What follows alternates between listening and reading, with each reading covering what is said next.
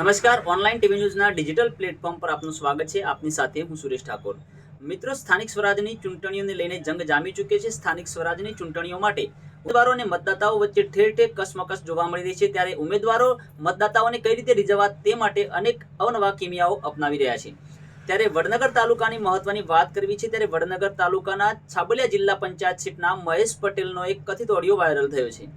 આ ઓડિયોમાં મહેશ પટેલે અને અન્ય એક વ્યક્તિ સાથે વાતચીત થઈ રહી છે, જેમાં જણાવવામાં આવી રહ્યું છે કે વડનગર તાલુકાના ઠાકોર સમાજના લોકો તો મહેશ પટેલની ઘંટડીઓ જ બગાડે છે ને. શું વડનગરના ઠાકોર સમાજના આગેવાનોનું કંઈ ઉપજતું નથી? શું વડનગરના ઠાકોર સમાજના આગેવાનો મહેશ પટેલ કહે તેટલું જ કરે છે? અનેક સવાલો સમગ્ર વિસ્તારમાં જોવા મળી રહ્યા છે. આ કથિત ઓડિયો વાયરલ થતાં સમગ્ર ક્ષત્રિય સમાજમાં બારોબાર રોષ છવાઈ રહ્યો છે અને વડનગરના વિસ્તારમાં ઠાકોર સમાજના લોકો હવે મહેશ પટેલને કેવો સપોર્ટ કરે છે તે જોવાનું રહ્યું.